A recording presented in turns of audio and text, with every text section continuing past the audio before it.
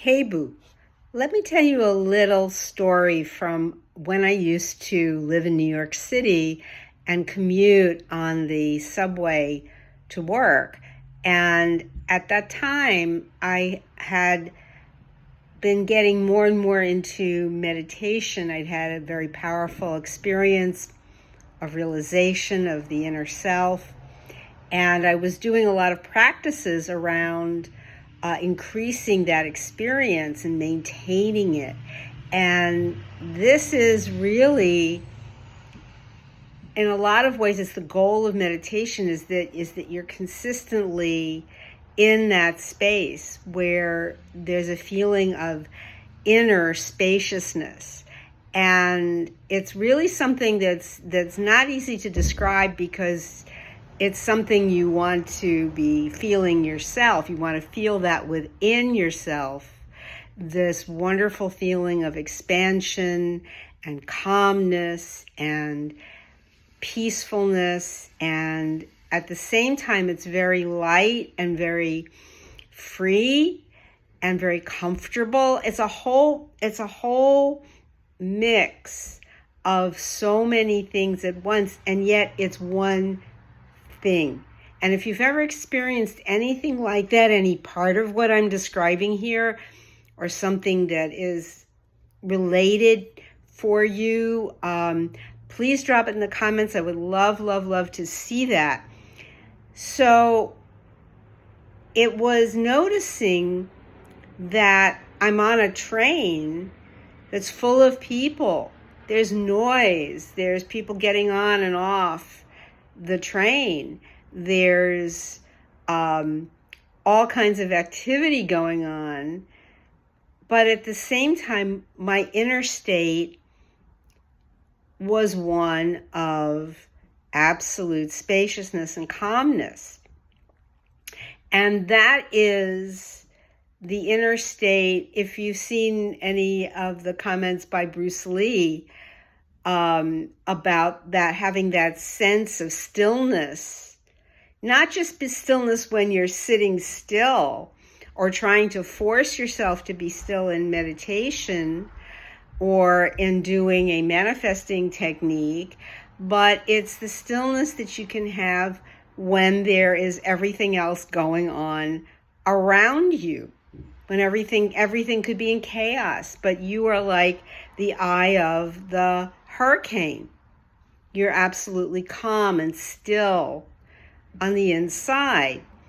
And in Hinduism, the ancient sages would call that inaction or non-action within action. That it's that easy sense of it's grounded, it's calm, it's actually like being in a fast-moving vehicle, being in a race car, being in a jet plane, being in a the Concorde that went faster than that broke, or something breaking the speed barrier. But within, you're inside, you're calm, you're stable, everything is contained. So it's being aware of the feeling of calmness and stillness. And I'm bringing this up for a reason. By the end of the video, you will understand where I'm going with it, because this is key to why we often struggle with manifesting, or with the idea of, I want it, where is it? I want it, where is it? But that creates more that sense of looking for it, as opposed to being detached from it, that you walk away mentally and emotionally from the idea of, I want it and I need to have it. I need to have it right now. Not that you can't, but that if it's something that is going to take a little while to come to you, is getting over that sense of frustration or doubt or urgency or dependency on it. It's if you start from that place of knowing choosing, deciding that it's yours and that it's instantly yours because you could imagine having it, and you went to the end, which would be that you have it, and the things or that would happen for you now that you have it. So if you're thinking of wanting to be wealthy, you might be thinking of a wonderful vacation that you can take. That it's first class, it's a luxury vacation. You could bring your whole family, and it was no big deal to pay for them to have this wonderful vacation. Or something else that you might want a wonderful new car, but it's not just the car, it's the experience of driving the car, taking it out for a spin on the weekend, finding a wonderful stretch of road to drive on, or planning a trip that you could take in this amazing car. So it's having that feeling of, it's the feeling of ownership, the feeling that you possess it, that it's yours, that you're relaxed, that you're easy, that you're comfortable in having it. And we often, because we're in that state of being on the train and getting caught up in the busyness of the train, and yet trying to maintain the feeling of privacy on the train. Have you ever noticed that when you're looking at your phone, or you've got your buds in, and you're doing everything you can, your noise canceling phones, and you're doing everything you can to shut out the chaotic or the fragmented, the actions and things going on outside and around you. And we kind of huddle into ourselves wanting that privacy. But actually, in a state of true expansion, it's the opposite. You encompass everything. You encompass everything. So in a similar way, having your desire encompasses everything that you could want. And the need for feeling agitated or disturbed about not having it can drop away. The sense of it being yours means you have that knowing, you have that relaxation and that ease. Ah, yes, yeah, I have it. Because remember, as Neville said, your desires are divine in origin.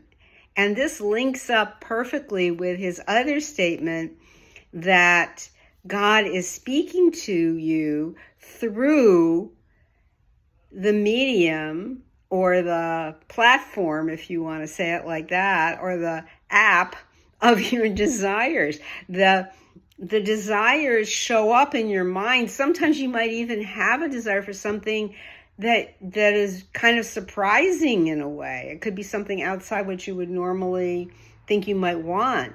But that's good because it's showing you're opening to the unexpected. That's a great thing.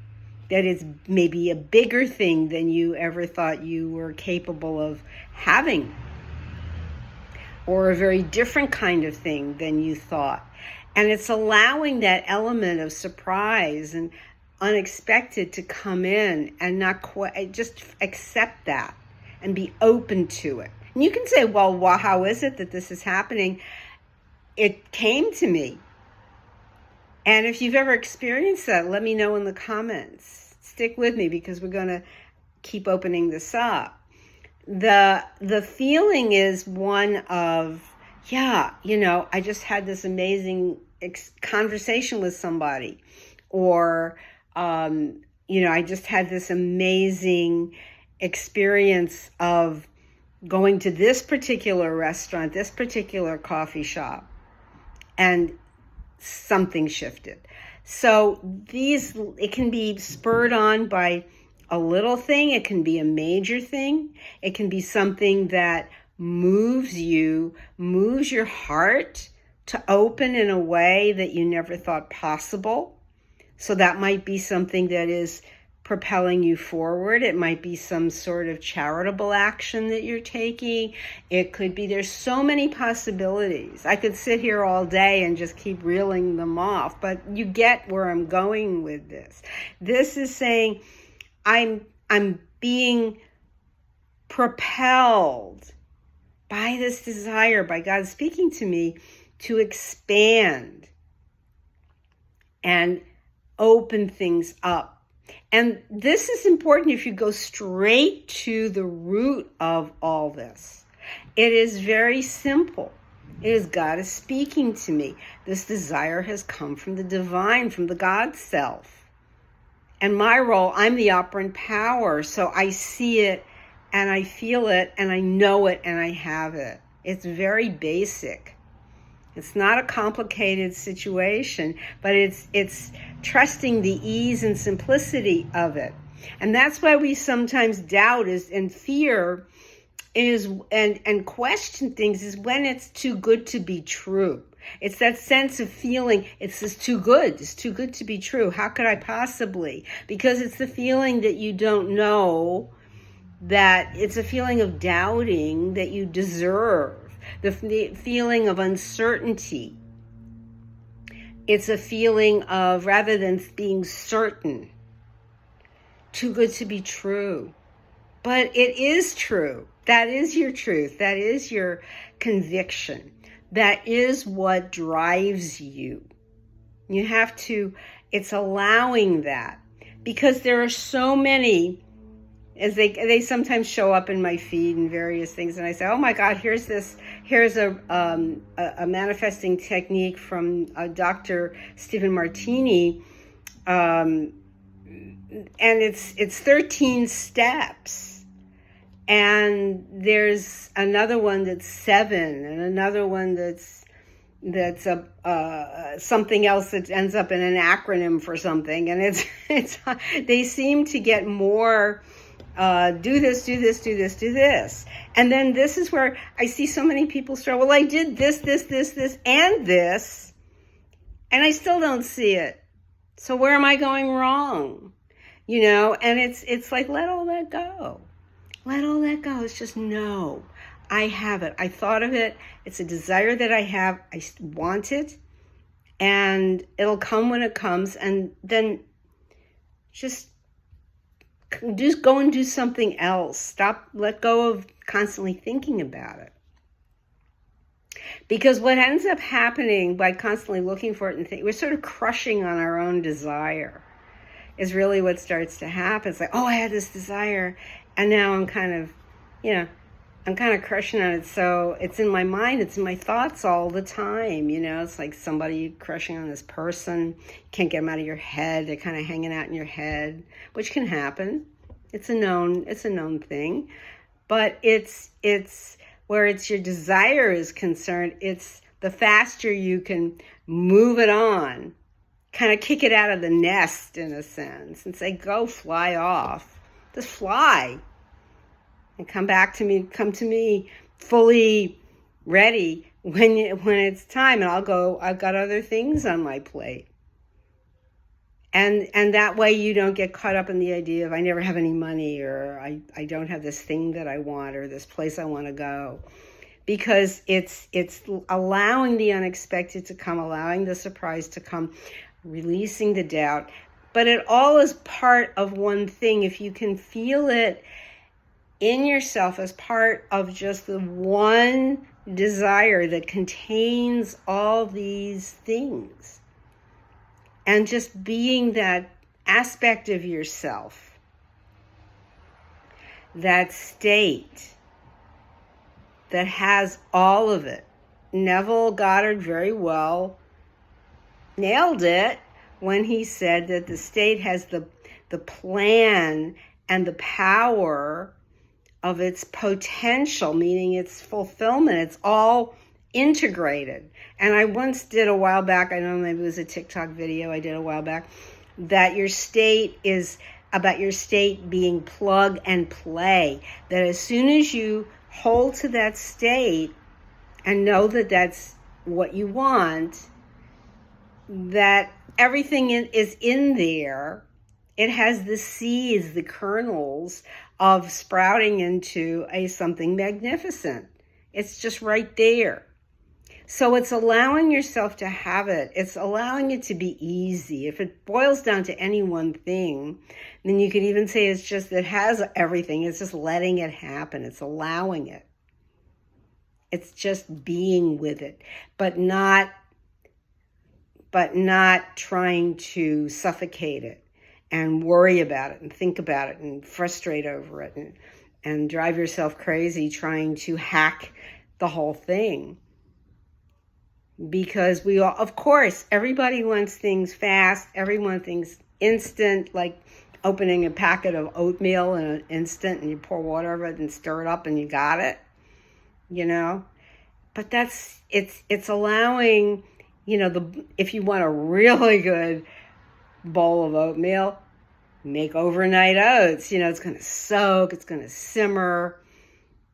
And boy, you get up in the morning, that's going to be ready to eat. And boy, is that going to taste nourishing and luscious and full of flavor and makes you feel strong and ready to take on the day. And that's really how your desire, you want your state to feel. Just not like the instant oatmeal. It may be happening instantly, but you want it to feel like the overnight oats. That it's steeped in and fermented and cooked and all the things it needs to give you that power and strength and conviction and confidence and knowingness. That's how it nourishes you. Those are the vitamins in it, the confidence and the conviction and the having it. And that's the same thing as being in that state, like when there's all the chaos around you. You're on the commuter train, you stop making all these stops, people getting on, getting off. That's like the bridge of incidents. It's like you're still in that completion. It's complete because you are complete. It's perfect because you are perfect. It's done because you are whole.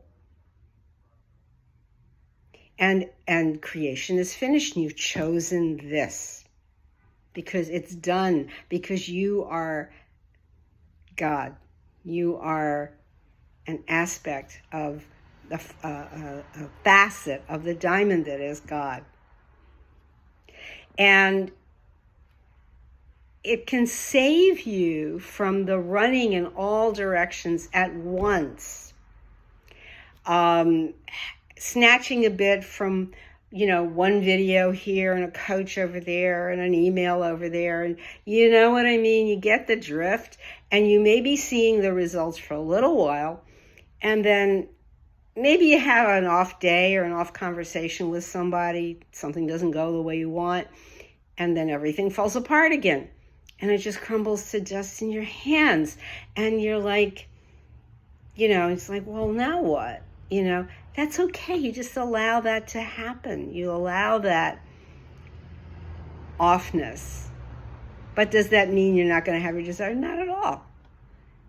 It doesn't mean anything. It is not to assign a lot of meaning to it. It's just get back in. Just get back in. Just say, forgive yourself. It's okay. Say, it's okay. I just had an off moment. That's all right. Doesn't mean you're not getting your, it doesn't mean Santa is not bringing, or the Easter Bunny is not bringing you something. No, it's okay. And yeah, if you want to do something on a more steady basis, contact me for one-on-ones. Work with me for 3 months, see changes. Go for that. You can reach me through the link in my to my website, the link in the channel description, 1minutemanifesting.com/services. Go for that. But it's ultimately, and if you want free stuff only, there's more than 300 pieces of content right here on this channel. But that's, that's for you to decide. That's for you to decide what's going to work the best for you. Because this is about you. This is about your desire, having what you want or say you want. Because if ultimately you're allowing the distraction of the action on the train to mix you up and you get off at a different stop than you thought you were going to get off at, it's not about that. You want to get to your destination. So you just say, okay, it's not whether any of the many, many techniques and hacks and methods that are out there, with new ones coming up all the time, it's not whether they work. It's about whether you have allowed it to work for you. Are you feeling that spaciousness? Are you feeling detached? Are you noticing that? And that's the key, because I'm just saying, make that U-turn. Instead of running around what's out there, return to you.